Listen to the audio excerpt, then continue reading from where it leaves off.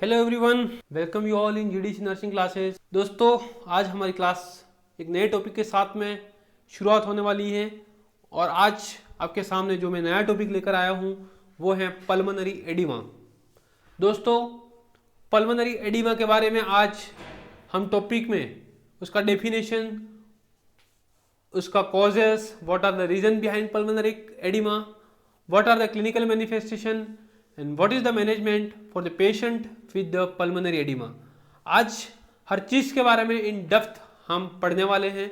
सो दोस्तों, आप GDC nursing के साथ में बने रहिए और दोस्तों इस लिंक को जल्दी से जल्दी अपने कलीग्स, अपने क्लासमेट, अपने फ्रेंड्स को शेयर कीजिए सो वो भी घर पे बैठ के इस क्लास का भरपूर बेनिफिट ले सकते हैं। तो दोस्तों, हम पल्मोनरी एडिमा के बारे में एक शानदार क्लास लेने जा रहे हैं। आप आपके फ्रेंड्स को शेयर कीजिए। Very soon we are going to discuss in detail about pulmonary oedema. जब हम दोस्तों बात करते हैं पल्मोनरी एडिमा का, तो इधर एक चीज दी हुई है पल्मोनरी। पल्मोनरी मतलब हम इधर कहीं ना कहीं दोस्तों अपन बात करने वाले हैं लंग्स की बात करने वाले हैं।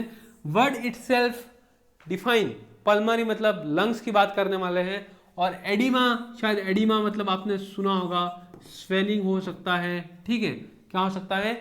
स्वेलिंग हो सकता है, कंजेशन हो सकता है, फ्लूइड हो सकता है। ठीक है, कहाँ पर? लंग्स में। तो अपन बात करने वाले हैं पल्मोनरी एडिमा की। लंग्स के अंदर कंजेशन हो जाएगा तो क्या हो सकता है, इसकी हम आज बात करने वाले हैं। तो आप दोस्तों इस लिंक को शेयर कीजिए। जब हम फर्स्ट स्लाइड देखेंगे पल्मोनरी एडिमा में, तो आपको पता चलेगा कि एक नॉर्मल हेल्दी एल्वियोलाई क्या होता है, नॉर्मल स्ट्रक्चर क्या होता है लंग्स में, और एक अनहेल्दी एल्वियोलाई क्या होगा, कैसे उसमें फ्लूइड बिल्ड हो जाएगा तो क्या हो जाएगा, एल्वियोलाई स्वेल हो जाएगा। दोस्तों, हम बात करने वाले हैं जब हेल्थी एल्वियोलाई की अपन जब बात करते हैं तो यहां पर आप देख सकते हो ये क्या है, ब्रोंक्यूल है। क्या है? ब्रोंक्यूल है। और यहाँ पे ये है एल्वियोलाई है। अब छोटे छोटे एल्वियोलाई देख सकते हो, जहां पर आपको दिख रहा होगा कि जो ये एल्वियोलाई है उसमें कुछ क्या है, फ्लूइड बिल्ड नहीं हुआ है। ठीक है, ये क्लियर आपको शो हो रहा है, लिखा हुआ है clear alveoli, no fluid buildup in the lungs. Lungs के अंदर कुछ भी फ्लूइड बिल्डअप नहीं हुआ है। बट आप इधर देख सकते हो राइट एंड लेफ्ट लंग को क्या हुआ है, डिफरेंशिएट किया है। दिस इज राइट लंग, ठीक है, दिस इज लेफ्ट लंग। ठीक है, अभी आप देख सकते हो राइट लंग में चीजें क्लियर दिखाई दे रही है, बट इधर आपको क्या दिख रहा है, फ्लूइड दिख रहा है। क्या दिख रहा है? फ्लूइड दिख रहा है। कहां पर फ्लूइड बिल्ड हुआ है? एल्वियोलाई के अंदर। कहां पे? एल्वियोलाई के अंदर। कैसे? लंग्स के अंदर वो क्या हुआ, लीक हुआ। लीक क्यों हुआ, उसका रीजन हो सकता है, कॉज हो सकता है, हार्ट फेलियर हो सकता है, मायोकार्डियल इन्फेक्शन हो सकता है। वो सब चीजें हम आज दोस्तों डिस्कस करने वाले हैं। दोस्तों, जब एल्वियोलाई के अंदर क्या हो जाएगा, फ्लूइड बिल्डअप हो जाएगा तो क्या होगा, गैसेस का एक्सचेंज नहीं होगा। गैसेस का एक्सचेंज नहीं होगा तो उस पर्सन को क्या, ब्रीथिंग डिफिकल्टी हो सकती है, पल्मोनरी ऐसे सिम्टम आ सकते हैं। जैसे कि मैं आपको बात करता हूं कि O2 और CO2 की अपन बात करते हैं। O2 और CO2 का जो एक्सचेंज होता है, गैसेस का एक्सचेंज होता है, वो कहां पर होता है, एल्वियोलाई के अंदर होता है। और एल्वियोलाई में क्या हो गया, पानी भर गया, फ्लूइड बिल्ड हो गया, तो ये चीजें नहीं होने वाली है। तो दोस्तों, हम आज इस चीज की बात करने वाले हैं, डिटेल में बात करने वाले हैं। तो इसी के साथ में हम देखेंगे कि उसका डेफिनेशन क्या होने वाला है पल्मोनरी एडिमा का। जब पल्मोनरी एडिमा की अपन बात करते हैं, so it is the accumulation of fluid in the alveoli and interstitial space of the lungs leading to impaired gas exchange। भाई आपके जो ये एल्वियोलाई दिख रहे थे उसमें क्या हो गया, फ्लूइड भर गया। क्या हो गया? फ्लूइड भर गया। यहां से फ्लूइड आया और ये भर गया, यहाँ पे फ्लूइड भर गया। तो जो O2 और CO2 का क्या होना था, एक्सचेंज होना था, वो क्या हो रहा है, नहीं हो रहा है। जब एक्सचेंज नहीं हो रहा है तो क्या हो रहा है, ब्रीथिंग डिफिकल्टी हो रही है। तो ये क्या करेगा भाई, सिम्टम प्रोड्यूस करेगा। और वो सिम्टम क्या है उसके बारे में भी हम बात करने वाले हैं। और उसका जो दूसरा नाम है लंग्स पल्मोनरी कंजेशन, जिसको अपन बोलते हैं लंग या पल्मोनरी कंजेशन या लंग वाटर के नाम से उसको अपन क्या करते हैं, डिफाइन करते हैं। सो this is about pulmonary oedema. जब आपके एल्वियोलाई के अंदर में फ्लूइड बिल्डअप हो गया, कहां पर हो गया, इंटरस्टिशियल स्पेस में हो गया, तो क्या हो गया, टिश्यू एडिमेटस हो गया, जिसको अपन बोलते हैं पल्मोनरी एडिमा। लंग के अंदर दोस्तों पानी भर जाना, एक बेसिक नॉर्मल बात करें, लंग के अंदर पानी भर जाना, जिसको अपन बोलेंगे पल्मोनरी एडिमा बात करते हैं, जिसकी वजह से क्या हो सकता है, आपकी जो गैसेज एक्सचेंज हो रही है वो क्या हो सकती है, इम्पेयर्ड हो सकती है। दोस्तों नेक्स्ट जो हम बात करने वाले हैं कि इसके कॉज क्या हो सकते हैं, तो उसके कॉज तो कुछ भी हो सकते हैं, कार्डियोजेनिक भी हो सकते हैं, नॉन कार्डियोजेनिक भी हो सकते हैं। अभी दोनों में डिफरेंस क्या है, कार्डियोजेनिक एंड नॉन कार्डियोजेनिक में क्या डिफरेंस है। कार्डियोजेनिक कॉज का मतलब ये होता है कि आपके हार्ट के रिलेटेड कुछ दिक्कत की वजह से क्या हो सकता है, आपको पल्मोनरी एडिमा हो सकता है। But due to non cardiogenic जो आपके कॉज हैं वो हैं, उसका मतलब कि आपके हार्ट के रिलेटेड दिक्कत नहीं है, बट कुछ और चीज़ें हैं, जैसे कि कुछ टॉक्सिन्स हैं, जैसे कि पैनक्रियाटाइटिस है, कुछ इन्फ्लामेटरी कुछ रिएक्शन है, उसकी वजह से आपको यदि पल्मोनरी एडिमा होता है तो उसको अपन बोलते हैं नॉन कार्डियोजेनिक कॉजेस। तो सबसे पहले जो हम बात करने वाले हैं दोस्तों, आज वो कार्डियोजेनिक कॉज के बारे में बात करेंगे।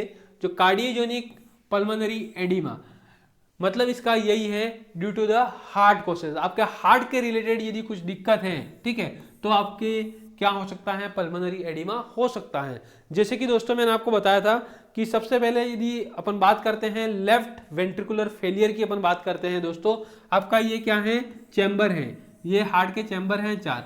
जब चैम्बर की अपन बात करेंगे, right atrium, right ventricle, left atrium and left ventricle. अभी इधर से आपका ये वॉल है जिसको अपन बोलते हैं एओर्टिक वॉल बोलते हैं, इसको अपन बोलते हैं पल्मोनिक वॉल बोलते हैं, इसको अपन बोलते हैं aortic wall and this about mitral valve. दोस्तों जब लेफ्ट वेंट्रिकल काम नहीं कर रहा, उसका जो फंक्शन है वो प्रॉपर नहीं कर पा रहा, उसका फंक्शन ये है कि कॉन्ट्रैक्ट करना और ब्लड को क्या करना, इजेक्ट आउट करना थ्रू द एओर्टा, और रेस्ट ऑफ द बॉडी क्या करना, सर्कुलेट करना। बट लेफ्ट वेंट्रिकल ने क्या कर दिया, पंप करना बंद कर दिया। तो दोस्तों अभी क्या नहीं हो पा रहा, आपका ब्लड है वो through out the body circulate नहीं हो पा रहा। जब नहीं हो पा रहा है तो आपका ब्लड है वो क्या होगा, लेफ्ट वेंट्रिकल स्ट्रेच होगा, फिर ब्लड जाएगा वापस लेफ्ट एट्रियम में जाएगा। दोस्तों जब लेफ्ट एट्रियम भी फुल हो जाएगा तो आपका ब्लड है वो वापस कहाँ पर जाएगा, पल्मोनरी वेन के थ्रू, यहाँ पे लंग्स है वहां पर लंग्स में जाएगा। जब दोस्तों आपके लंग्स में जाएगा तो यहाँ पर क्या है, वापिस right lungs and left lungs वहां पर चला जाएगा, और वहां पर वापस आपको पता है कि लंग्स का ब्रोंका, ब्रोंकियो एंड एल्वियोलाई, वहां पर जाएगा, एल्वियोलाई में फ्लूइड जमा हो जाएगा। जब एल्वियोलाई में जमा हो जाएगा तो गैसेस का एक्सचेंज नहीं होगा और pulmonary oedema fluid volume overload होगा, ठीक है। वहां से क्या होगा, सिम्टम प्रोड्यूस होगा लाइक ब्रेथलेसनेस, अपन बोलते हैं डिस्निया, ठीक है, ये कुछ सिम्टम प्रोड्यूस हो सकते हैं।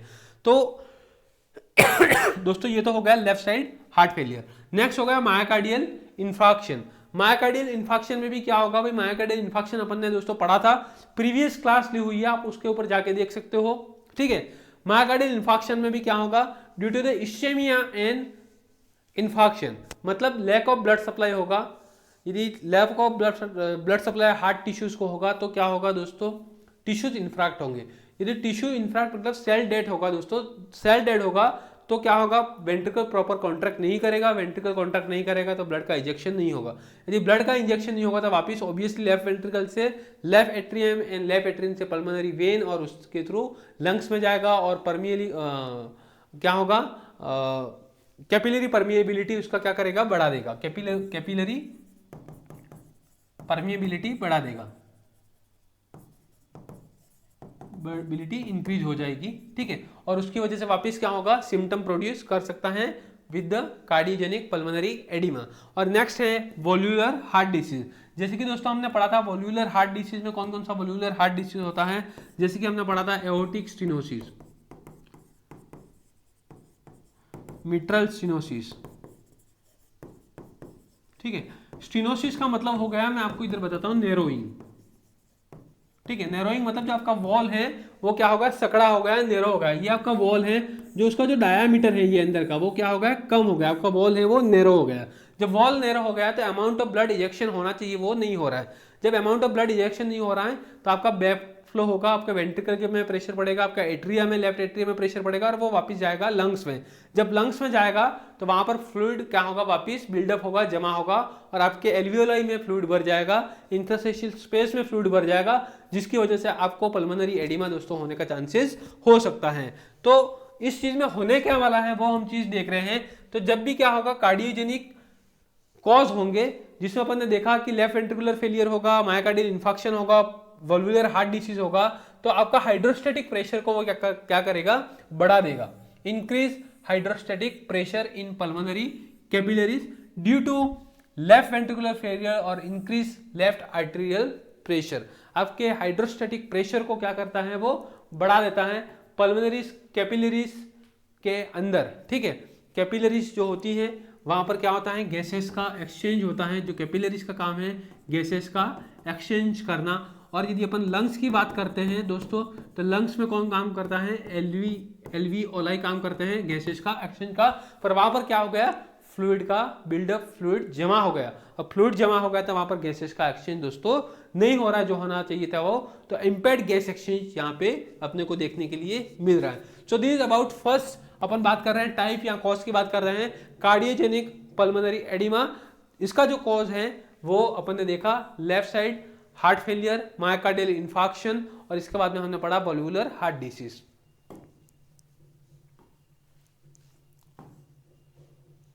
नेक्स्ट दोस्तों जो हम बात करने वाले हैं वो नॉन कार्डियोजेनिक पल्मोनरी एडिमा। जो हम नॉन कार्डियोजेनिक पल्मोनरी एडिमा की हम जब बात करते हैं तो उसमें कुछ कॉज हैं, जैसे कि हम एक एक के बारे में डिस्कस करने वाले हैं कि क्या क्या कॉज हो सकते हैं।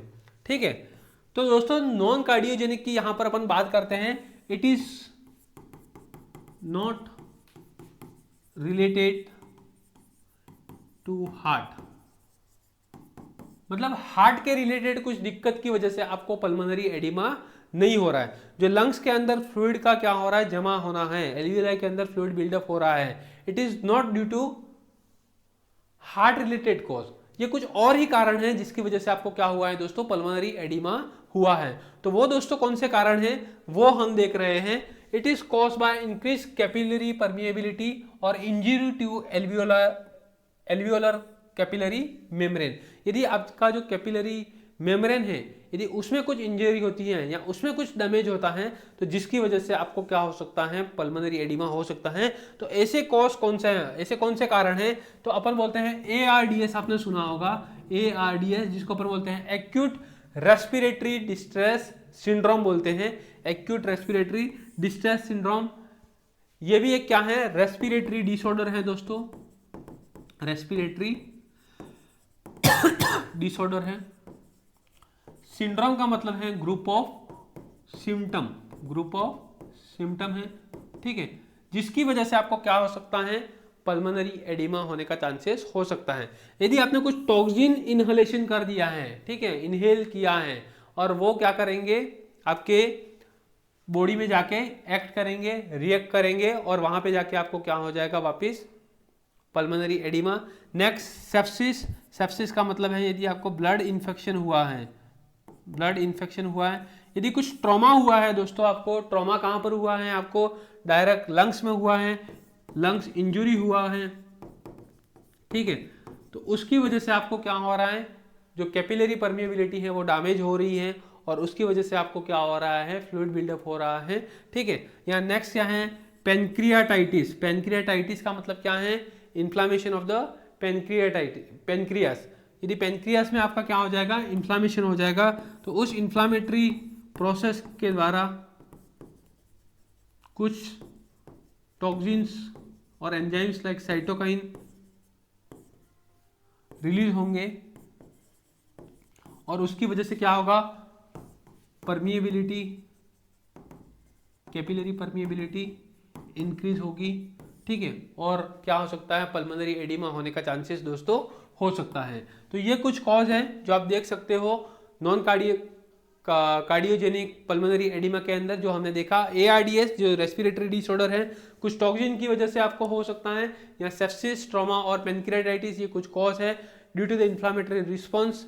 ठीक है, और ये कॉज कारण बनेंगे आपके, क्या करेंगे, कैपिलरी परमिएबिलिटी को इंक्रीज करेंगे, जिसकी वजह से आपको क्या हो सकता है, पल्मोनरी एडिमा हो सकता है। आपके लंग्स के अंदर पानी भर जाना, जिसको अपन बोलते हैं लंग वाटर, जिसको बोला गया है, क्या बोला गया है, लंग वाटर,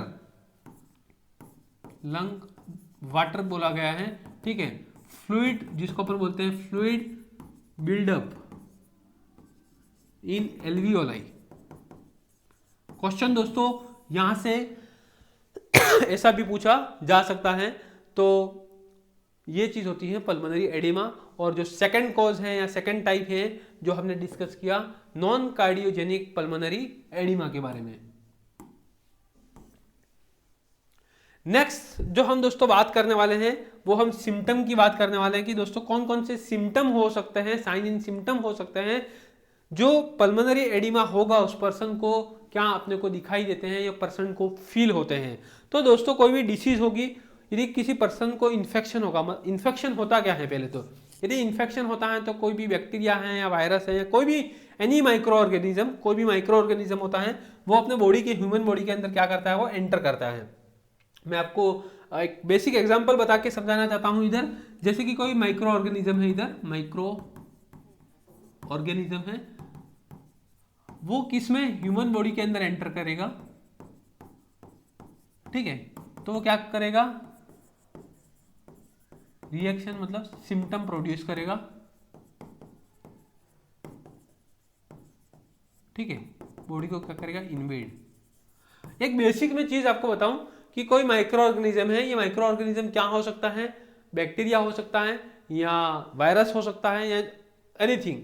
वो जब ह्यूमन बॉडी के अंदर एंटर करेगा दोस्तों, एंटर करेगा तो वो क्या करेगा, बॉडी के अंदर अपने क्या दिखाएगा, रंग रूप दिखाएगा वो, ठीक है, सिम्टम दिखाएगा, जिसको अपन बोलते हैं इन्वेजन। बॉडी के अंदर क्या करेगा, इन्वेजन करेगा, तो अपना सिम्टम वो प्रोड्यूस कर रहा है, उसको अपन बोलते हैं इन्फेक्शन। तो इधर भी अपन डिसीज की बात कर रहे हैं, भले वो पल्मोनरी एडिमा की अपन बात कर रहे हैं, भाई अपना लेफ्ट वेंट्रिकल फेल हो गया, अपने को पेनक्रियाटाइटिस दोस्तों हो गया, ये सब चीजें हो गई। तो जब लेफ्ट वेंट्रिकल फेल हो गया, एमआई हो गया, पेनक्रियाटाइटिस हो गया, लंग इंजुरी हो गई अपने को, तो दोस्तों अब इंजुरी हो गई, ये सब चीजें हो गया, तो अब कुछ ना कुछ बॉडी में दिक्कत होगी। तो वो दिक्कत क्या हो रही है वो दोस्तों अपन बात कर रहे हैं इधर। तो जो सबसे पहले जो अर्ली सिम्टम का मतलब होता है, सबसे पहले जो सिम्टम अपने को दिखाई देते हैं, अर्ली सिम्टम। तो अर्ली सिम्टम में जो सबसे पहले सिम्टम अपने को दोस्तों दिखाई देते हैं वो डिस्निया होता है। डिस्निया शायद आपको पता चल जाएगा, डिफिकल्टी इन ब्रीथिंग, जिसको अपन बोलते हैं डिस्निया। क्या बोलते हैं, dyspnoea. We can say it is difficulty in breathing. Dyspnoea का मतलब होता है डिफिकल्टी इन ब्रीथिंग। नेक्स्ट दोस्तों लिखा हुआ है ऑर्थोपनिया। ऑर्थोपनिया का मतलब क्या होता है,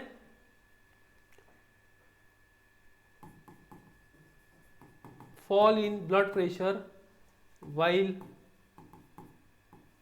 standing from sleeping position, ठीक है। मतलब आप यदि सोए हैं, आप स्लीपिंग पोजीशन में हैं, not BP, sorry, respiration, falling your respiration while standing from sleeping position, मतलब सॉरी नॉट ऑर्थोपनिया। ऑर्थोपनिया का मतलब आपका होगा breathing difficulty, correct it, breathing difficulty in supine position. दोस्तों आप करेक्ट कर लीजिए, breathing difficulty in supine position. But वो जैसे ही स्टैंडिंग पोजीशन में आएगा तो उसको ठीक हो जाएगा, ठीक है, करेक्ट कर लीजिए आप। डिसेप्निया मतलब होता है आपका difficulty in breathing. Next cough with frothy sputum, cough आएगा with frothy sputum. Next crackle sound, ठीक है, जिसको अपन बोलते हैं एडवेंशियस साउंड अपने को सुनाई देते हैं लंग्स में नॉर्मल, ठीक है। ये क्रैकल साउंड अपने को सुनाई देगा पल्मोनरी एडिमा के अंदर। क्वेश्चन पूछा जाता है कि विच एबनॉर्मल साउंड, ठीक है, which abnormal sound heard in pulmonary oedema. तो आपको पता होना चाहिए क्रैकल साउंड दोस्तों, ठीक है। यहाँ आपको ये डाउट क्लियर होना चाहिए। नेक्स्ट साइनोसिस, जैसे कि आपको पता है bluish discolouration of the skin, bluish discolouration of skin. Next anxiety हो सकता है, रेस्टलेसनेस हो सकता है, एकदम थका हुआ महसूस करेगा पर्सन क्योंकि ब्रीथिंग डिफिकल्टी हो रहा है, ब्रेथलेसनेस हो रहा है दोस्तों। टेकीकार्डिया होगा, टेकीकार्डिया मतलब इंक्रीज हार्ट रेट होगा, इंक्रीज हार्ट रेट होगा दोस्तों। नॉर्मल जो हार्ट रेट होता है वो 60 to 100 बीट्स पर मिनट होता है। कंफ्यूजन ना हो दोस्तों यहाँ पे ब्रीथ एंड बीट्स में, जब ब्रीथ की बात करते हैं तो वो रेस्पिरेशन में आएगा, बीट्स की बात करते हैं तो वो हार्ट रेट में आएगा दोस्तों। टेकिपनिया की अपन बात करते हैं, टेकिपनिया मतलब इंक्रीज हार्ट रेस्पिरेशन रेट, ठीक है, इंक्रीज रेस्पिरेशन रेट। जो नॉर्मल रेस्पिरेशन होता है 12 to 20 ब्रीथ पर मिनट होता है, ठीक है। If it is less than 12 we can say it is bradypnoea, ठीक है, और more than 20 we can say it is tachypnoea. दोस्तों मैं आपको एक चीज और बताने जा रहा हूं, यहां पे यदि less than 10 breath per minute होगा तो वो साइन है रेस्पिरेटरी डिप्रेशन। रेस्पिरेटरी डिप्रेशन का साइन है, क्वेश्चन बहुत बार पूछा गया है, यहां पे आपको ये पता होना चाहिए। क्वेश्चन डायरेक्ट आते हैं यहां से कि रेस्पिरेटरी डिप्रेशन, ठीक है, मैं रेस्पिरेटरी के रेट कितना हो जाएगा, तो less than 10 breath per minute दोस्तों हो जाएगा। नेक्स्ट है डिक्रीज SpO2। नॉर्मल SpO2 होता है मोर देन 95%, ठीक है, ऐसे मोर देन 95% टू 100% होना चाहिए। But if it is less then 95% मतलब क्या है, साइनोसिस मतलब ऑक्सीजन की डिमांड क्या हो रही है, बढ़ रही है, bluish discolouration of the skin हो रहा है दोस्तों, ठीक है। तो नॉर्मल जो आपका होना चाहिए वो मोर देन 95% होना चाहिए आपका SpO2 लेवल। SpO2 लेवल अपन कैसे चेक करते हैं, प्रोब होता है, प्रेप को अपने को फिंगर पे लगाना है, थंब पे लगाना है, आपका बॉडी का सेचुरेशन वो चेक करेगा, क्या करेगा, सेचुरेशन मतलब आपके बॉडी में कितना ऑक्सीजन परसेंटेज है। सीवियर कार्डियोजेनिक टाइप में क्या होगा, आपको एयर हंगर मतलब अब में बॉडी में एयर की मात्रा, मतलब जैसे कि भूख कैसे लग रही है वैसे आपको एयर का हंगर क्या हो जाएगा दोस्तों, बढ़ जाएगा इन सीवियर कार्डियोजेनिक केसेस। अब सीवियर कार्डियोजेनिक केसेस मतलब इंसान को कितनी ब्रेथलेसनेस हो रही है, कितनी ऑक्सीजन की डिमांड बढ़ पा रही है, आप देख सकते हो। नेक्स्ट फ्रोथी पिंक स्पुटम आपको देखने के लिए मिलेगा। तो ये जो तो मेन चीजें हैं जो एग्जाम में दोस्तों पूछी जाती है, ठीक है, कि in severe cases cardiogenic type में, कार्डियोजेनिक में सीवियर जब केस होता है तो मेन सिम्टम आपको अपन बोलते हैं, मेन साइन क्या दिखाई देगा, तो आपको पता होना चाहिए एयर हंगर।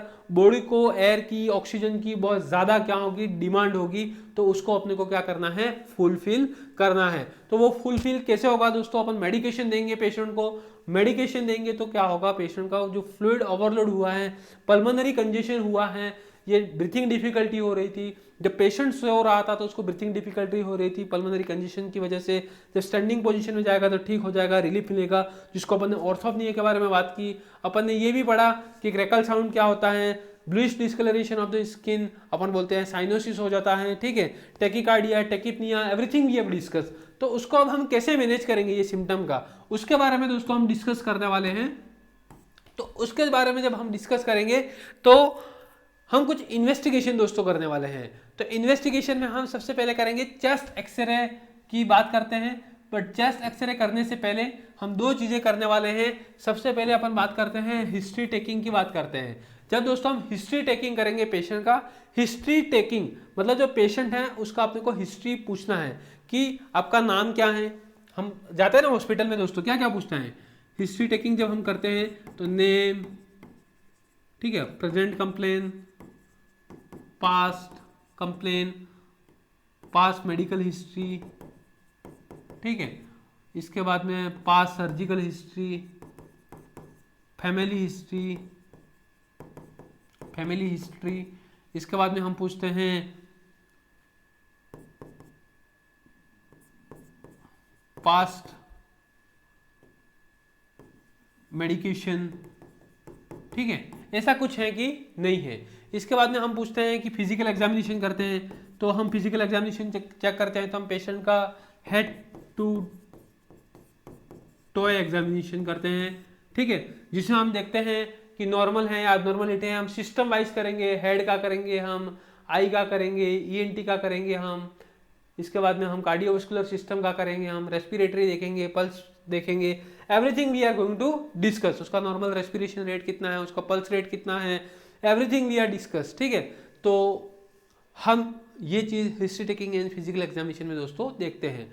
नेक्स्ट जो अपन बात करते हैं चेस्ट एक्सरे। जब अपन चेस्ट एक्सरे की बात करते हैं तो अपन पल्मोनरी एडिमा में बटरफ्लाई और बैट विंग पैटर्न का क्या देखेंगे, चेस्ट एक्सरे के अंदर दिखेंगे बटरफ्लाई और, ठीक है, बैट विंग के टाइप का आपको देखने के लिए मिलेगा, पैटर्न देखने के लिए मिलेगा, जिसको अपन चेस्ट एक्सरे बोलते हैं।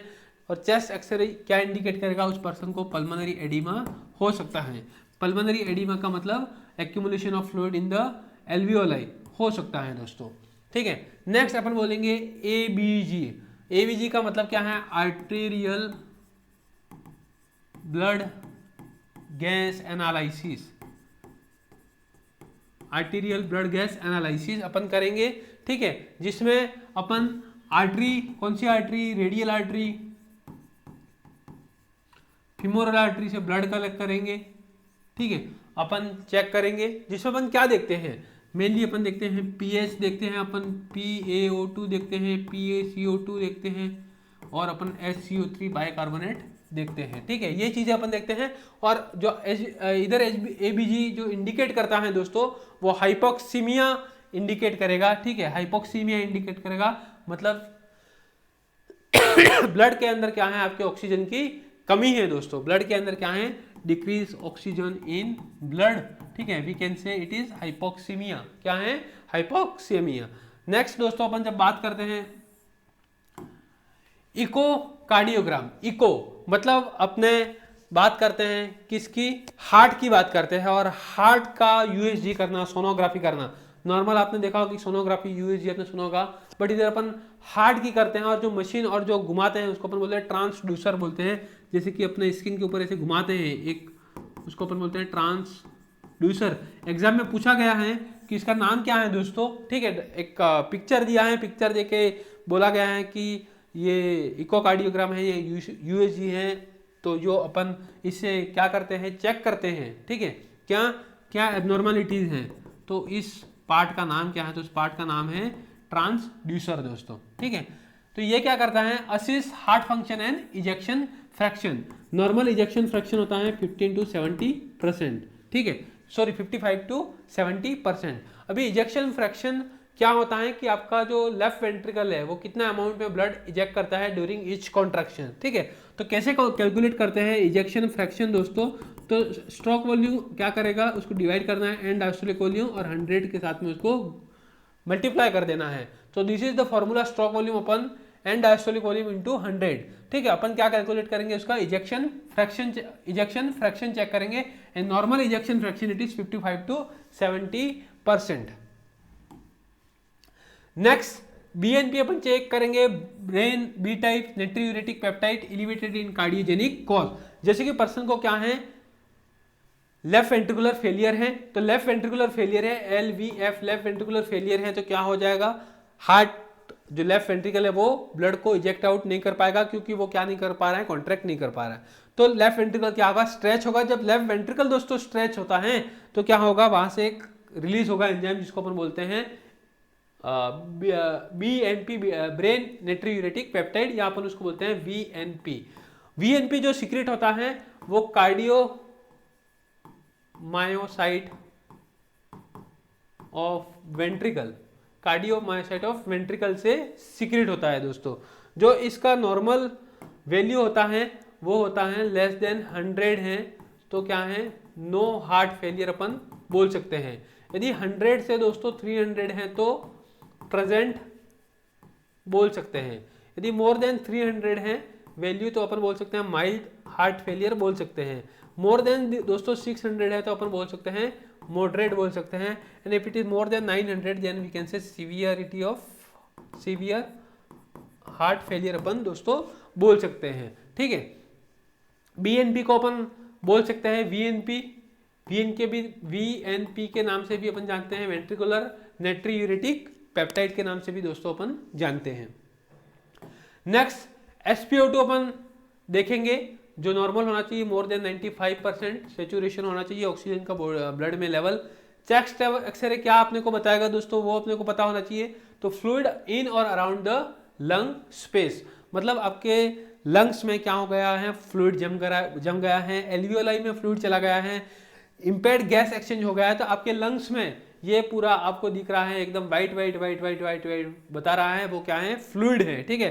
यदि वहीं पर क्या होगा, एयर होगा, क्या होगा, एयर होगा, तो पूरा आपको ब्लैक ब्लैक स्पॉट दिखाई देगा। जब अपन बात करते हैं फ्लूइड की बात करते हैं, तो आपके लंग्स में, आपके एक्सरे में क्या एकदम पूरा वाइट दिखाई देगा। तो ऐसे आप देख सकते हैं दोस्तों।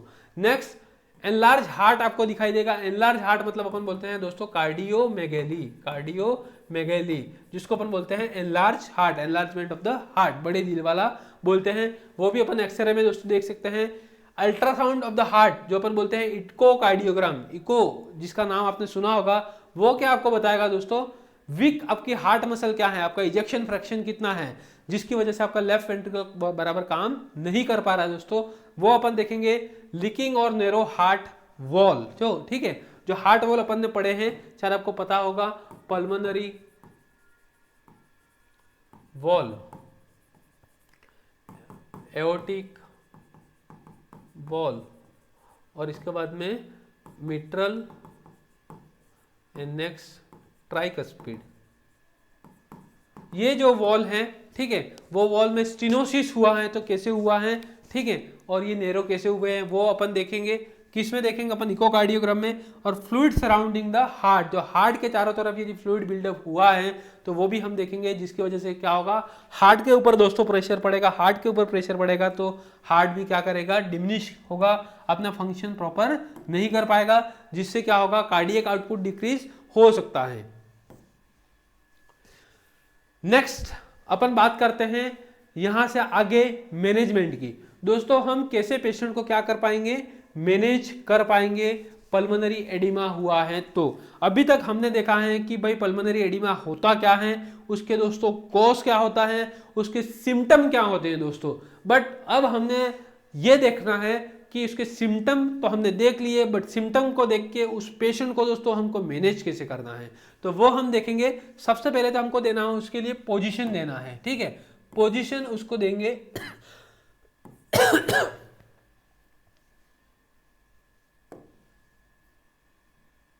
Just wait.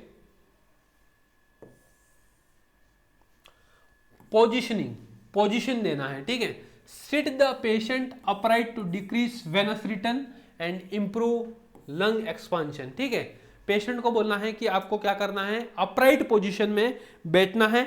जैसे ही अपराइट पोजीशन में आप बैठेंगे तो आपका क्या होगा, जो वेनस रिटर्न है वो कम होगा और आपका लंग का क्या होगा, एक्सपांशन होगा, जिससे जो आपको ब्रीथिंग डिफिकल्टी हो रही थी वो ब्रीथिंग डिफिकल्टी नहीं होगा, जो डिस्निया हो रहा था वो नहीं होगा। और यदि आप सोए थे उस टाइम पे आपको ऑर्थोपनिया हो रहा था, ब्रीथिंग डिफिकल्टी हो रहा था स्लीपिंग पोजीशन में, वो भी आपको क्या हो जाएगा, कम हो जाएगा। तो यहाँ पर क्या है, पोजीशन है, और पोजीशन में भी अपन कौन सी पोजीशन देंगे, अपराइट सिटिंग पोजीशन दोस्तों अपन पेशेंट को देंगे। तो यहाँ पे आपको ये चीज क्लियर हो गई होगी। नेक्स्ट जब अपन बात करते हैं कि ऑब्वियसली पर्सन को क्या हो रहा है दोस्तों, ब्रीथिंग डिफिकल्टी हो रहा है, तो दोस्तों ब्रीथिंग डिफिकल्टी हो रही है तो हमको ऑक्सीजन थेरेपी देना है। जब ऑक्सीजन थेरेपी अपन देंगे तो अपन क्या करेंगे, मास्क यूज करेंगे, ऑक्सीजन मास्क, ठीक है, क्या यूज करेंगे, ऑक्सीजन मास्क, ठीक है। ऑक्सीजन मास्क के थ्रू अपन क्या देंगे, पेशेंट को ऑक्सीजन थेरेपी देंगे। जब ऑक्सीजन थेरेपी देते हैं तो हाई फ्लो ऑक्सीजन देते हैं, और पल्मोनरी एडिमा के अंदर नॉन रीब्रीथर मास्क यूज करते हैं। कौन सा मास्क, नॉन रीब्रीथर मास्क यूज करते हैं, जिसमें अपन जो ऑक्सीजन डिलीवरी होगी वो मैक्सिमम ऑक्सीजन डिलीवरी कैपेसिटी होगी नॉन रीब्रीथर मास्क के थ्रू दोस्तों। तो जो पल्मोनरी एडिमा के अंदर पेशेंट को यदि ऑक्सीजन थेरेपी देना है तो जो मास्क यूज किया जाता है वो नॉन रीब्रीथर मास्क दोस्तों होता है। क्वेश्चन पूछा जा सकता है, आपको पता होना चाहिए। In severe cases like non invasive ventilation, ठीक है, जब अपन बात करते हैं कि इंसान खुद ब्रीथ नहीं कर पा रहा है तो अपन उसको मैकेनिकल वेंटिलेटरी सपोर्ट देते हैं, ठीक है, मैकेनिकल वेंटिलेटर, ठीक है। जो अपन सपोर्ट देते हैं, जो O2 ऑक्सीजन, O2 और CO2 का क्या कर पा रहा है, एक्सचेंज नहीं कर पा रहा है। जो लंग्स का काम है वो क्या काम करेगा, एक मशीन काम करेगा, और उस मशीन का नाम है मैकेनिकल वेंटिलेटर, और वो क्या करेगा, वेंटिलेशन देगा, जो O2 और CO2 गैसेस का क्या करेगा दोस्तों, एक्सचेंज करेगा। ठीक है, क्या करेगा, एक्सचेंज करेगा। तो कौन सा है वो, नॉन इन्वेजिव कौन सा है, मतलब मास्क के थ्रू दोस्तों दे सकते हैं, तो वो CPAP है और BiPAP है। CPAP का मतलब क्या होता है, continuous positive airway pressure, continuous positive airway pressure. BiPAP का मतलब क्या है, by level positive airway pressure. दोस्तों ये जो दोनों हैं वो नॉन इन्वेजिव हैं, मतलब इसमें एंडोट्रकियल ट्यूब या ट्रकियोस्टोमी ट्यूब डालने की जरूरत नहीं है। अपन with the help of mask patient को क्या कर सकते हैं, ब्रीथिंग प्रोवाइड कर सकते हैं, मैकेनिकल वेंटिलेटर के थ्रू अपन कनेक्ट कर सकते हैं। तो अब उसमें जो दो नाम है, CPAP एंड BiPAP, और intubation with mechanical ventilation is required. ठीक है, नेक्स्ट है अपन जो बात करने वाले हैं मॉनिटरिंग की। तो क्या मॉनिटरिंग करेंगे, पेशेंट का जो पल्मोनरी एडिमा के थ्रू पेशेंट है उसका अपने को क्लोज मॉनिटरिंग करना है। ठीक है, क्लोज मॉनिटरिंग करना है। ठीक है, ऑब्जर्वेशन में पेशेंट को रखना है कि अपने को पेशेंट का रेगुलर वाइटल्स मॉनिटर करना है, जिसमें अपन पेशेंट का क्या देखेंगे, हार्ट रेट, पेशेंट का रेस्पिरेशन रेट, उसका ब्रीथिंग कितना है। इसके बाद में अपन पेशेंट का क्या देखेंगे, नेक्स्ट सैचुरेशन जिसको बोलते हैं SpO2 देखेंगे। ये सब चीजें अपने को क्या करना है, टाइमली मॉनिटरिंग करना है दोस्तों। तो वाइटल्स मॉनिटरिंग करेंगे, वाइटल मॉनिटरिंग में सबसे जो मोस्ट इंपॉर्टेंट है रेस्पिरेटरी रेट देखेंगे, क्योंकि पेशेंट को क्या है, ब्रीथिंग डिफिकल्टी होने का चांसेस हो सकता है, पेशेंट को रेस्पिरेटरी डिप्रेशन भी हो सकता है। ऑक्सीजन सैचुरेशन जिसको SpO2 बोलते हैं वो देखना है, पेशेंट को साइनोसिस हो सकता है। नेक्स्ट जो अपन लास्ट बात करते हैं वो कार्डियक रिदम की बात करते हैं, वो अपन देखेंगे, क्योंकि डिसअरिथमिया का भी होने का चांसेस हो सकता है इसकी वजह से। तो कार्डियक रिदम हम चेक करेंगे मॉनिटरिंग के अंदर। तो मेनली अपन वाइटल साइंस देखते हैं, वाइटल साइंस में अपन वाइटल साइंस के अंदर अपन देखने वाले हैं रेस्पिरेटरी रेट। इसके बाद में अपन नेक्स्ट जो देखने वाले हैं सैचुरेशन देखेंगे। SpO2 की बात करते हैं, वो मोर देन 95% होना चाहिए और मैक्सिमम 100% होना चाहिए। और कार्डियक रिदम की बात करते हैं यहाँ पे, तो हम डिसअरिथमिया ना हो, एबनॉर्मल रिदम ना हो, इस चीज को देखते हुए हमको रिदम भी मॉनिटर करना है। दोस्तों नेक्स्ट स्लाइड की तरफ मूव करते हैं, जहां पर हम डायूरेटिक की बात करेंगे। और डायूरेटिक की जब हम बात करते हैं दोस्तों, तो ये फार्माकोलॉजिकल मैनेजमेंट है। और जब डायूरेटिक की बात करेंगे तो जो एडिमा हुआ है, पल्मोनरी एडिमा हुआ है, जो कंजेशन हुआ है, जो बॉडी के अंदर फ्लूइड ओवरलोड हुआ है, उसको अपने को क्या करना है, एक्सक्रीट आउट करना है। तो उसके लिए जो ड्रग दी जाती है उसको अपन बोलते हैं डायूरेटिक ड्रग बोलते हैं दोस्तों। तो जब भी अपन बात करते हैं डायूरेटिक ड्रग की बात करते हैं, तो हम देते हैं लूप डायूरेटिक ड्रग देते हैं। और लूप डायूरेटिक ड्रग है जो फुरोसेमाइड ड्रग है, जिसको आपने नाम सुना होगा, शायद लेसिक्स सुना होगा। क्या सुना होगा, लेसिक्स 20 to 40 mg अपन देते हैं पेशेंट को IV। ठीक है आपने सुना होगा। ये क्या करती है, लूप ऑफ हेनले के ऊपर क्या करती है, एक्ट करती है। किडनी में शायद आपने सुना होगा, ऐसे बॉमन कैप्सूल होता है, यहाँ से एफरेंट, यहाँ पे ये ग्लोमेरुलस होता है, फिर एफरेंट होता है। यहाँ से आपने देखा होगा PCT, descending loop of Henle, ascending loop of Henle, DCT और कलेक्टिंग डक्ट, ये सब आपने सुना होगा। तो ये जो आपको काम करती है वो इस पार्ट के ऊपर, लूप ऑफ हेनले वाले पार्ट के ऊपर कौन सी लूप डायूरेटिक है वो क्या करती है, आपकी एक्ट करती है। नेक्स्ट दोस्तों, they inhibit sodium and chloride reabsorption. मतलब जब अपन देते हैं लूप डायूरेटिक लेसिक्स ड्रग, तो वो क्या करेगी, सोडियम एंड पोटेशियम को क्या करेगी, एक्सक्रीट आउट करेगी, वापस रीअब्सॉर्ब नहीं करेगी, which lead to water loss. ठीक है, मतलब जो रीअब्सॉर्प्शन का प्रोसेस है उसको वो कर देगी, इनहिबिट कर देगी दोस्तों। उसकी वजह से क्या होगा, decrease venous pressure and pulmonary congestion. जो वेनस प्रेशर था, जो बढ़ रहा था, वो क्या होगा, कम हो जाएगा। और जब वेनस प्रेशर दोस्तों कम हो जाएगा तो जो पल्मोनरी कंजेशन हो रहा है, ठीक है, जो पल्मोनरी कंजेशन होने की वजह से डिसेप्निया, डिफिकल्टी इन ब्रीथिंग हो रही है, ऑर्थोप्निया हो रहा है, ये जो सिम्टम आ रहे हैं वो भी क्या हो जाएंगे दोस्तों, कम हो जाएंगे। नेक्स्ट उसके साइड इफेक्ट क्या होते हैं मेडिकेशन के, हाइपोकैलेमिया होगा, पोटेशियम लेवल क्या हो जाएगा, डिक्रीज हो जाएगा, जो नॉर्मल होता है 3.5 टू 5.1 मिली इक्वल पर लीटर, ठीक है। नेक्स्ट हाइपोनेट्रीमिया हो जाएगा, जो अपन बात करते हैं सोडियम की, वो भी कम हो जाएगा, नॉर्मल होता है 135 टू 145 मिली इक्वल पर लीटर, ठीक है, तो ये भी कम हो जाएगा। नेक्स्ट हाइपोटेंशन होने का रीजन है तो 90/60 BP less than 90/60 mm of Hg दोस्तों हो जाएगा। डिहाइड्रेशन होगा, ऑब्वियसली डिहाइड्रेशन इसके लिए होगा क्योंकि बॉडी के अंदर से क्या होगा, सोडियम इन वाटर का दोस्तों लॉस हो रहा है। ऑटोटॉक्सिसिटी हो जाएगा, whenever we are giving medication like Lasix और लूप डायूरेटिक्स, यदि अपन क्या करते हैं दोस्तों रैपिडली इंजेक्ट करते हैं तो होगा ऑटोटॉक्सिसिटी, जिसमें क्या होगा, आपको डिजीनेस होगा,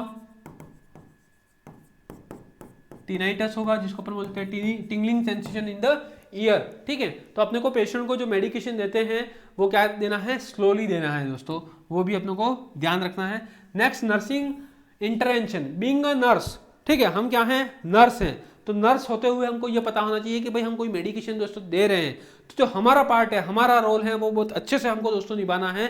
तो हमको कुछ चीज़ों का दोस्तों ध्यान रखना है।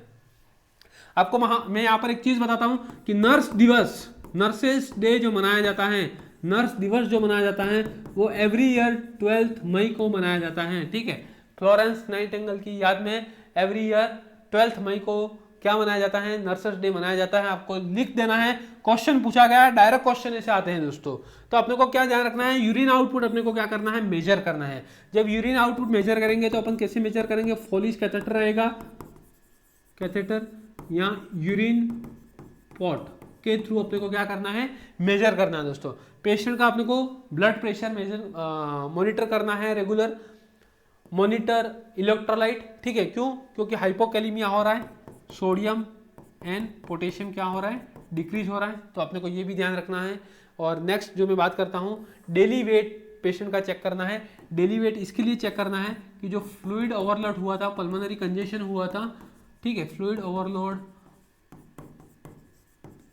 पल्मोनरी कंजेशन हुआ था, ठीक है, वो क्या हो गया, एक्सक्रीट आउट हो गया, तो क्या होगा, वेट कम होगा, ठीक है। तो आपको ये चीज़ें देखना है।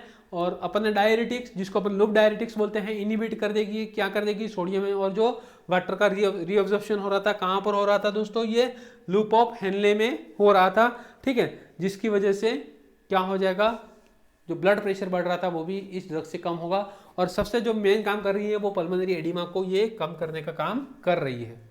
नेक्स्ट वाजोडायलेटर दोस्तों ड्रग है। वाजोडायलेटर का आपने नाम सुना होगा, ये वेसल को डायलेट करेगी, ठीक है। जब वेसल को डायलेट करेगी तो क्या होगा, ऑब्वियसली जब वेसल को डायलेट करेगी तो ब्लड फ्लो इजीली होगा, ठीक है। बट जो प्रेशर बढ़ रहा था, कैपिलरी प्रेशर बढ़ रहा था, वो भी दोस्तों क्या हो जाएगा, कम हो जाएगा, ठीक है।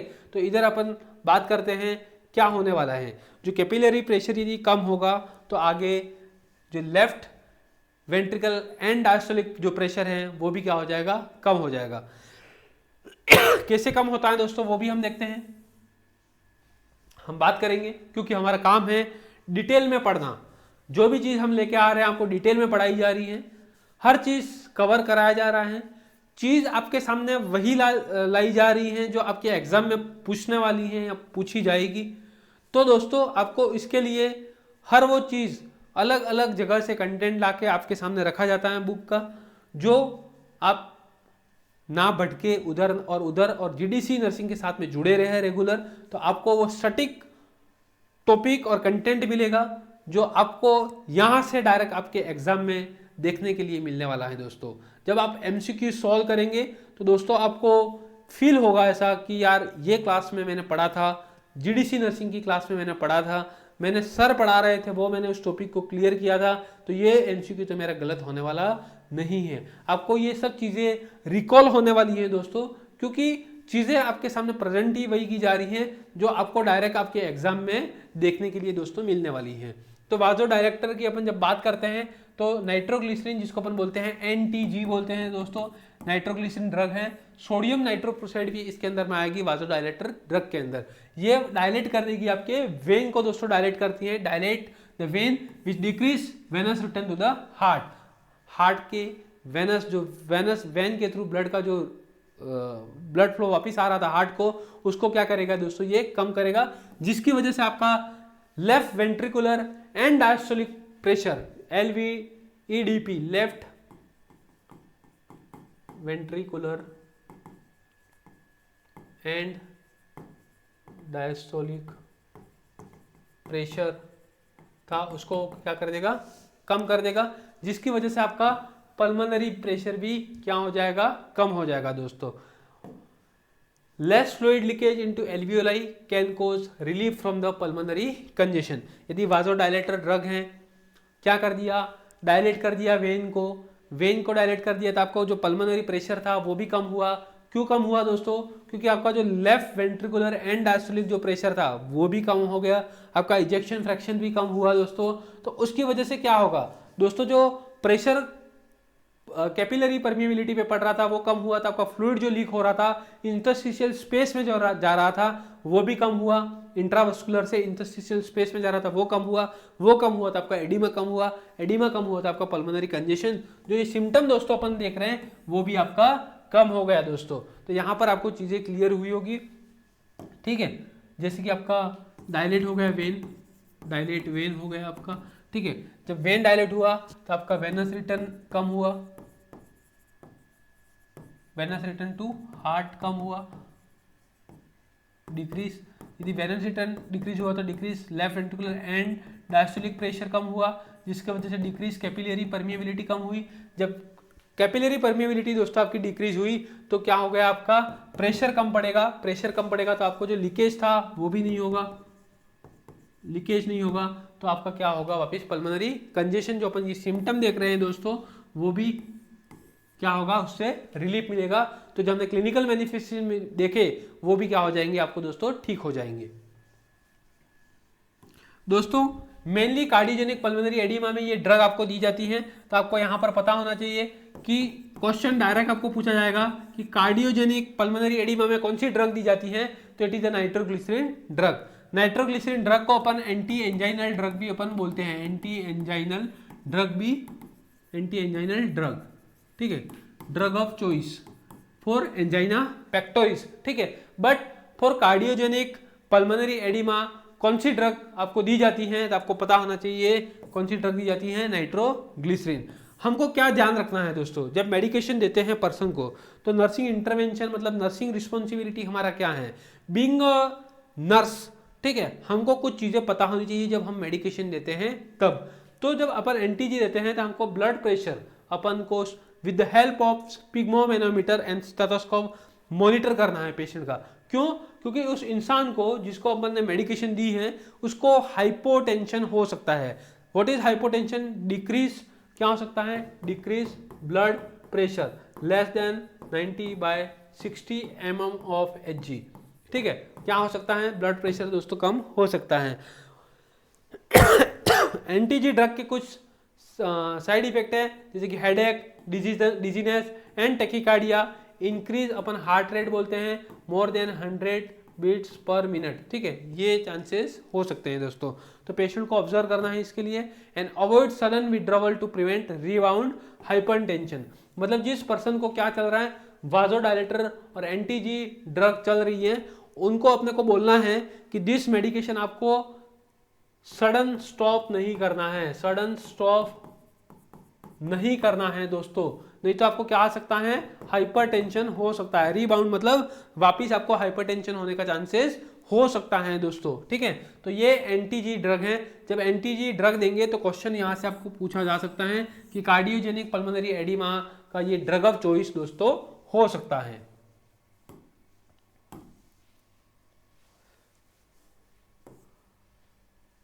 नेक्स्ट अपन बात करते हैं आयनोट्रोपिक एजेंट, जो क्या करेगा, कॉन्ट्रैक्शन को बढ़ाएगा, ठीक है। तो आयनोट्रोपिक एजेंट की अपन बात करते हैं तो उसमें डोबिटामाइन एंड मिलरिनोन ड्रग है। क्या करेगा, it improves contractility in the patient with left ventricular dysfunction और कार्डियोजेनिक शॉक। जो लेफ्ट वेंट्रिकल है वो क्या हो रहा है, कॉन्ट्रैक्शन नहीं हो रहा है, मतलब इसका जो फोर्स ऑफ कॉन्ट्रैक्शन है दोस्तों, force of contraction is decrease, ठीक है। तो उसको वो क्या करेगा, इंक्रीज करेगा। और वो कौन सी ड्रग करेगी, आयनोट्रॉप ड्रग करेगी। आयनोट्रॉप का मतलब ही यही है कि क्या है, increase force of contraction, increase force of contraction, ठीक है। समझ में आया होगा शायद, यहां तक अपन आगे की तरफ बढ़ रहे हैं। कार्डियक कॉन्ट्रैक्टिलिटी को इंक्रीज करिए दोस्तों। कार्डियक आउटपुट, यदि कॉन्ट्रैक्टिलिटी इंक्रीज होगी तो लेफ्ट वेंट्रिकल जो आपका पंप नहीं कर पा रहा था वो पंप करेगा तो क्या होगा, कार्डियक आउटपुट बढ़ेगा, जो नॉर्मल होता है 4500 टू 5000 ml, ठीक है, लेफ्ट वेंट्रिकल से जो ब्लड इजेक्ट होता है वो, ठीक है। इसके बाद में क्या होगा, decrease pulmonary venous pressure, pulmonary vein के अंदर जो प्रेशर था वो कम होगा, तो रिलीव पल्मोनरी कंजेशन। यदि कार्डियक आउटपुट बढ़ा, लेफ्ट वेंट्रिकल के अंदर से दोस्तों ब्लड यदि इजेक्ट हो रहा है, ठीक है, यदि इजेक्ट होगा तो ब्लड क्या हो रहा है, एओर्टा के थ्रू बॉडी को जा रहा है, सिस्टमिक सर्कुलेशन में जा रहा है। तो अभी जो प्रेशर बढ़ रहा था कहां पर, लंग्स में बढ़ रहा था, क्यों, क्योंकि लेफ्ट वेंट्रिकल काम नहीं कर रहा था और हमने मेडिकेशन दे दी उसको, कौन सा, आयनोट्रोपिक एजेंट दे दिया, डोविटामाइन दे दिया, तो वेंट्रिकल ने क्या किया, काम करना चालू किया, मसल ने कॉन्ट्रैक्ट करना चालू किया, फोर्स ऑफ कॉन्ट्रैक्शन बढ़ा, तो क्या हुआ, जो ब्लड और कार्डियक आउटपुट बढ़ना चाहिए था वो बढ़ गया, ठीक है। तो क्या हो गया, पल्मोनरी कंजेशन हो रहा था वो ठीक हो गया दोस्तों, क्या हो गया, रिलीव हो गया पल्मोनरी कंजेशन, ठीक है। जो एल्वियोलाई के अंदर अपन ने देखा था, एल्वियोलाई के अंदर क्या हुआ था, फ्लूइड बिल्ड हुआ था, फ्लूइड बिल्डअप हुआ था, जिसकी वजह से क्या हो रहा था, इम्पेयर्ड गैस एक्सचेंज हो रहा था, वो ठीक हुआ, इम्पेयर्ड गैस एक्सचेंज हो रहा था वो क्या हो गया दोस्तों, ठीक हो गया। Next, it causes tachycardia, increase heart rate अपन जिसको दोस्तों बोलते हैं, if it is more than 100 beats per minute we can say it is a tachycardia. Hypotension, blood pressure less than 90/60 mm of Hg, hence close monitoring is essential. तो जिस patient को अपन ये मेडिकेशन देंगे cardiac glycoside, we have to monitor patients for the tachycardia and hypotension, ठीक है, और the patients need close monitoring for both the side effect.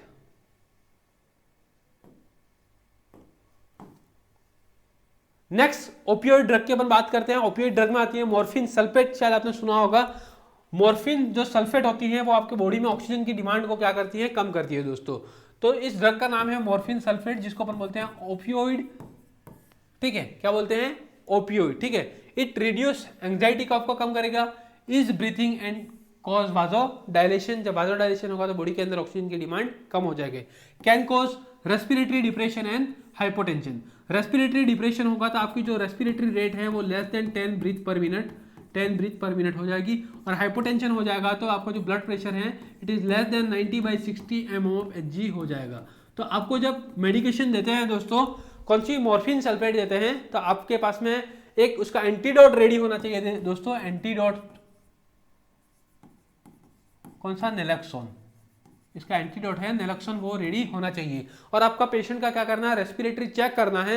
If the respiratory rate is less than 10 then we have to withhold the medication morphine sulphate. क्यों दोस्तों, उसकी वजह से क्या हो सकता है, उसकी वजह से हो सकता है रेस्पिरेटरी डिप्रेशन दोस्तों।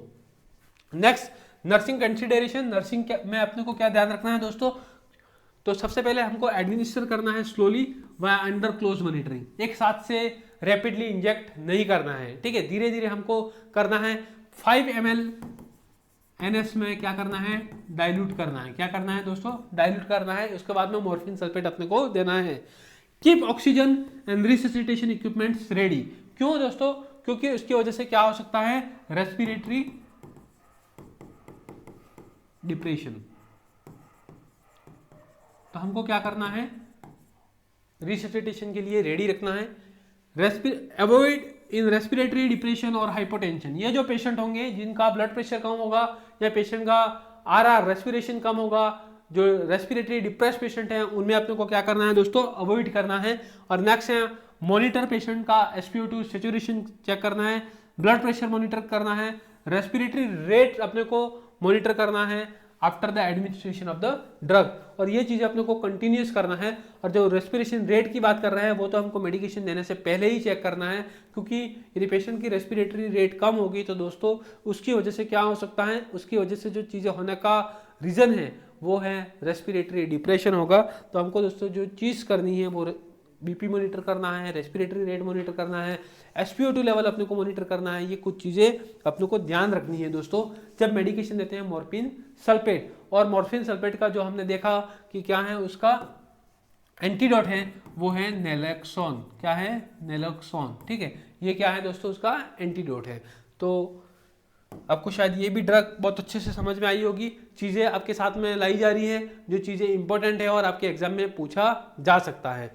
नेक्स्ट मैं एक चीज़ और आपके पास साथ में लेके आया हूँ कि कुछ मैकेनिकल सपोर्ट की ज़रूरत है, जो यदि आपका पल्मोनरी एडिमा हुआ है, जिसमें दोस्तों यदि आपकी मेडिकेशन जो दे रहे हैं, जो फार्माकोलॉजिकल थेरेपी है वो काम नहीं कर पा रही है, तो हम कुछ सपोर्ट देंगे पेशेंट को, जिसको अपन बोलते हैं IABP। क्या बोलते हैं दोस्तों, IABP। IABP जिसका फुल फॉर्म है इंट्रा एओर्टिक बलून पंप। ये वर्ड ही खुद बता रहा है कि इंट्रा एओर्टिक बलून पंप। यदि कार्डियोजेनिक शॉक है, ठीक है, इसमें मेनली यूज करते हैं। पल्मोनरी एडिमा है, पल्मोनरी एडिमा में यूज करते हैं। ठीक है, क्यों? क्योंकि आपका हार्ट है वो इनफ अमाउंट में क्या नहीं कर पा रहा है, इजेक्ट आउट नहीं कर पा रहा है बॉडी के अंदर फ्लूइड, सॉरी बॉडी के अंदर नहीं, आपके लंग्स के अंदर क्या हुआ, फ्लूइड का एक्युमुलेशन हुआ है। तो ये क्या करेगा, enhance coronary perfusion and decrease left ventricle workload. ठीक है, तो वो कैसे करेगा वो आपको पता होना चाहिए कि जैसे कि आपका इंट्रा एओर्टिक बलून पंप की अपन जब बात करते हैं तो आपका जो बलून है, ठीक है, वो एओर्टा के अंदर प्लेस किया जाता है। ठीक है, जो बलून है वो एओर्टा के अंदर प्लेस किया जाता है। कैसे दोस्तों डाला जाता है, तो जैसे कि आपका जो आर्टरी है फीमोरल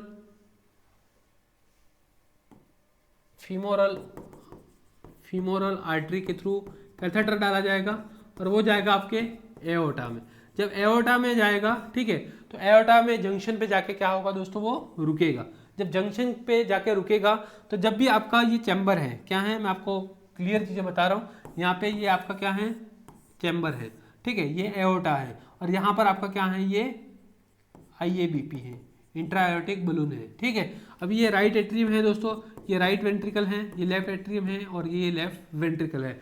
जैसे ही आपका लेफ्ट वेंट्रिकल क्या किया, डायस्टॉल किया, डायस्टॉल मतलब क्या हुआ, रिलैक्स हुआ, तो ये क्या हो जाएगा, इंट्रा एओर्टिक बलून आपका क्या हो जाएगा,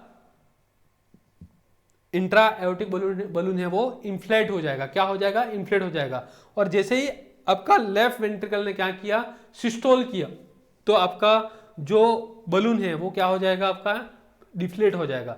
जब डिफ्लेट हो जाएगा आपका बलून, ठीक है, तो क्या होगा, जो आपका जो कैपिलरी के थ्रू आपका जो ब्लड पहुंचना चाहिए, वो परफ्यूजन रेट है वो क्या हो जाएगी, बढ़ जाएगी। और जब परफ्यूजन रेट आपकी बढ़ जाएगी तो क्या होगा, आपका जो लेफ्ट वेंट्रिकल का जो आफ्टर लोड था, क्या होता है, आफ्टर लोड था, ठीक है, आफ्टर लोड था, वो भी क्या हो जाएगा, कम हो जाएगा। क्या हो जाएगा, डिक्रीज हो जाएगा। तो जो आपका ये जंक्शन है एओर्टा, वहाँ पर आपको क्या, इंट्रा एओर्टिक बलून आपका वहाँ पर लगाया जाएगा और वो गाइड वायर के थ्रू, कहाँ के थ्रू लगाया जाएगा, फीमोरल आर्टरी के थ्रू लगाया जाएगा। और वहाँ से जब लगाएंगे तो लेफ्ट वेंट्रिकल पंप करेगा, लेफ्ट वेंट्रिकल कॉन्ट्रैक्ट करेगा, सिस्टोल करेगा, तो क्या होगा, बलून डायस्टोल होगा। ठीक है, और जब लेफ्ट वेंट्रिकल सिस्टोल करेगा तो बलून डायस्टोल होगा। और जब लेफ्ट वेंट्रिकल डायस्टोल करेगा तो बलून इन्फ्लेट होगा। जब इन्फ्लेट होगा तो आपका कोरोनरी जो परफ्यूजन है, कोरोनरी आर्टरी में परफ्यूजन जो हो रहा है, ब्लड सप्लाई हो रहा है, उसको एनहांस करेगा। और जो आपका आफ्टर लोड है लेफ्ट वेंट्रिकल का, उसको क्या कर देगा, वो कम कर देगा। ठीक है, तो ये चीज़ें इंट्रा एओर्टिक बलून पंप के बारे में हमने बात की। नेक्स्ट जो मैं आपको बात करने वाला हूँ, मैकेनिकल वेंटिलेशन के बारे में बात की, जिसमें मैकेनिकल वेंटिलेशन मतलब एक चीज आप समझो कि आपका जो लंग्स है उसका काम अभी एक डिवाइस कर रही है जिसका नाम है मैकेनिकल वेंटिलेटर। क्या नाम है, मैकेनिकल वेंटिलेटर। ठीक है, आप इस पिक्चर में दोस्तों देख सकते हो, ऐसा पिक्चर बहुत बार पूछा गया है, ठीक है, कि ये डिवाइस का क्या नाम है, तो आपको पता होना चाहिए मैकेनिकल वेंटिलेटर, ठीक है। अब वेंटिलेशन का मतलब है, आप बात करते हो ऑक्सीजन और CO2 की, ये वेंटिलेशन की बात करते हैं। ये क्या है, आपका जो डिवाइस दिख रहा है वो मैकेनिकल वेंटिलेटर है। ये जो ट्यूबिंग्स हैं उसके थ्रू, ये मास्क के थ्रू अपन क्या दे रहे हैं, पेशेंट को ऑक्सीजन दे रहे हैं। ये ऑक्सीजन और CO2 का क्या होता है, एक्सचेंज होता है। और मैं आपको बात करता हूँ, ये नॉन इन्वेजिव है। कौन सा है, नॉन इन्वेजिव है। नॉन इन्वेजिव में हमने दो चीजें देखी थी। सबसे पहला हमने देखा था CPAP की बात की थी, और दूसरा बाई पेप की बात की थी। CPAP का मतलब होता है कंटिन्यूस पॉजिटिव एयरवे प्रेशर की बात की, और बाईपाप का मतलब होता है by level positive airway pressure की हमने दोस्तों बात की थी, ठीक है। ये नॉन इन्वेजिव हैं, उसमें किसी भी चीज की कोई डिवाइस लगाने की पर्सन के अंदर हमको जरूरत नहीं है। जो हम मास्क के थ्रू पेशेंट को क्या कर सकते हैं, ऑक्सीजन दे सकते हैं, सप्लीमेंट दे सकते हैं। बट यदि हम इन्वेजिव की बात करते हैं तो इन्वेजिव में आपको शायद पता होगा कि जिसमें SIMV synchronise intermediate mandatory volume हमने पढ़ा, ठीक है। जब BSc किया तब आपने पढ़ा होगा, या आप अभी पढ़ोगे। अपन वेंटिलेटर की एक और क्लास भी दोस्तों लेने वाले हैं। इसके बाद में कंट्रोल असिस्ट, ठीक है। ये कुछ चीजें हैं जो हम पेशेंट को एज पर नीड देते हैं, और ये जो अपन देते हैं SIMV या कंट्रोल असिस्ट, ठीक है। और जब हम देंगे तब हम या तो एंडोट्रकियल ट्यूब का क्या करेंगे, इंट्यूबेशन करेंगे, या ट्रकियोस्टोमी ट्यूब का क्या करेंगे, इंट्यूबेशन करेंगे, और पेशेंट को मैकेनिकल वेंटिलेटरी वेंटिलेशन सपोर्ट अपन देंगे, जिसके थ्रू जो लंग्स काम कर रहा है O2 और CO2 का एक्सचेंज वो करेगा मैकेनिकल वेंटिलेटर करेगा दोस्तों। तो it indicated for patient with respiratory failure, जब पेशेंट का रेस्पिरेटरी सिस्टम काम नहीं कर पा रहा है, पेशेंट का सीवियर हाइपोक्सेमिया है या रेस्पिरेटरी दोस्तों डिस्ट्रेस है, that time we can use mechanical ventilatory support. और यह मैकेनिकल वेंटिलेटरी सपोर्ट ICU के अंदर पेशेंट को अंडर ऑब्जर्वेशन दिया जाता है, अंडर क्लोज मॉनिटरिंग दिया जाता है दोस्तों। तो पेशेंट क्या कर पाएगा, इससे धीरे धीरे करके क्या सर्वाइवल कर पाएगा, और पेशेंट नॉर्मल कंडीशन में दोस्तों आ सकता है, ठीक है। तो ये चीजें हमने देखा। आज की क्लास पल्मोनरी एडिमा की क्लास यहाँ पर अपन फिनिश करेंगे, बट उसके साथ में बीइंग अ नर्स हमारा एक लास्ट रोल होता है कि पेशेंट को जो हम मेडिकेशन दे रहे हैं, हम इनिशियल जो मैनेजमेंट दे रहे हैं, पोजीशनिंग, मॉनिटरिंग, ठीक है। इसके बाद में हम पेशेंट का कुछ एडवांस ट्रीटमेंट चल रहा है, जैसे कि अपन ने IABP देखा, हमने वेंटिलेटरी सपोर्ट देखा, तो उसमें असिस्ट करने का काम है, वो भी हम करेंगे। तो ऑक्सीजन थेरेपी हम पेशेंट को देंगे, हाइपोवुलर पोजीशन देंगे, ठीक है। Next vital signs, urine output और ऑक्सीजन सैचुरेशन अपन चेक करेंगे। Check for level of conscious LOC, और उसमें अपन क्या करेंगे, हाइपोक्सिया और रेस्टलेस, ये दोनों अपने को मॉनिटर करना है। लेवल ऑफ कॉन्शियसनेस जब अपन चेक करेंगे तब डेली सेम टाइम दोस्तों अपने को वेट मॉनिटर करना है। ये बहुत इंपॉर्टेंट है, क्योंकि पेशेंट पल्मोनरी कंजेशन का, पल्मोनरी कंजेशन में वेट इंक्रीज होगा, तो अपने को सेम टाइम पे वेट का दोस्तों मॉनिटर करना है। अपने को फ्लूइड ओवरलोड हो रहा है तो उसके साइन अपने को देखना है, पेशेंट को कौन सा पल्मोनरी सिम्टम आ रहे हैं दोस्तों वो अपने को देखना है। और यदि आ रहे हैं तो उसमें शॉर्टनेस ऑफ ब्रीथ जिसको अपन बोलते हैं, डिस्पनिया हो सकता है, स्वेलिंग हो सकता है, क्योंकि एल्वियोलाई के अंदर क्या हुआ है, फ्लूइड का एक्यूमुलेशन हुआ है, और ये चीजें आ रही हैं। तो अपने को क्या करना है दोस्तों, तुरंत फिजिशियन को इन्फॉर्म करना है, क्योंकि physician is the right person to treat, ठीक है, पेशेंट, ठीक है। इमीडिएट बेसिस में पेशेंट को ट्रीट कर सकता है, और वो है फिजिशियन। अपना काम है कि यदि पेशेंट को कोई दिक्कत है तो ऑन द स्पॉट डॉक्टर को इन्फॉर्म करना, ठीक है, कॉल के थ्रू, और अपनी फाइल में मेंशन करना। दोस्तों हम कोई भी मेडिकेशन देते हैं तो भी हमको करके रखना है हमारी फाइल में एंट्री, और डॉक्टर को यदि इन्फॉर्म किया है तो इन्फॉर्म ऐसा लिखना है। डॉक्टर के प्रिस्क्रिप्शन के बाद में हमको मेडिकेशन पेशेंट को देना है। डायरेक्ट वर्बल नोट में कभी भी कोई भी मेडिकेशन हमको पेशेंट को दोस्तों नहीं देना है। तो ये कुछ चीजें हैं। ऑक्सीजन थेरेपी हम देते हैं, ऑक्सीजन थेरेपी मेनली हम नॉन इन्वेजिव देते हैं दोस्तों। हाइपोवुलर पोजीशन अपन देंगे, ठीक है, पेशेंट को, जिसकी वजह से क्या होगा, पेशेंट का जो ब्रीथिंग डिफिकल्टी होता है सिम्टम रिलीव होगा। वाइटल साइंस पेशेंट का चेक करेंगे, blood pressure and respiratory rate, urine output, intake output, close monitoring होगी, oxygen saturation more than SpO2 होना चाहिए 95%, ये चीज़ अपने को मॉनिटर करना है दोस्तों। लेवल ऑफ कॉन्शियसनेस देखेंगे, weight monitoring daily, and fluid overload होगा तो कुछ स्वेलिंग है या ब्रेथलेसनेस का इश्यूज हैं, वो चीज़ें हम देखेंगे। तो ये कुछ नर्सिंग इंटरवेंशन है, नर्सिंग रोल है जो हमको देखना होता है। ठीक है दोस्तों,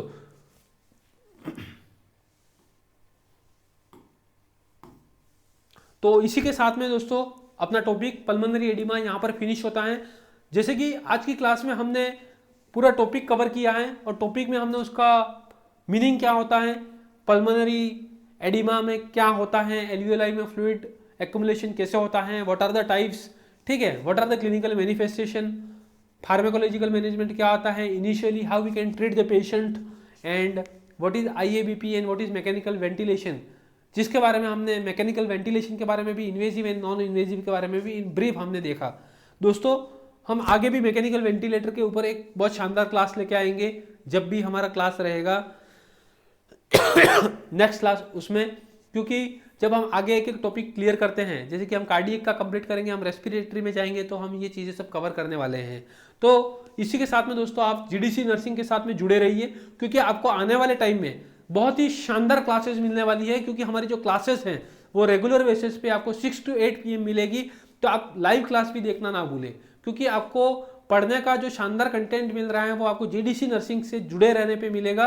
और आप डेली क्लास ज्वाइन करें, एक भी क्लास मिस नहीं करें, क्योंकि आप जब क्लास रेगुलर बना के रखेंगे तो आपका जो ड्रीम है जीरो से हीरो बनने का, और ऑब्वियसली आप हीरो हैं तो आप सुपर हीरो बनोगे, ठीक है, वो आप और हम दोनों मिलके कंप्लीट करने वाले हैं दोस्तों। तो थैंक यू एवरीवन, और GDC नर्सिंग के साथ में जुड़े रहिए, लाइक करिए, शेयर करिए और अपने चैनल को सब्सक्राइब करिए। Thank you everyone.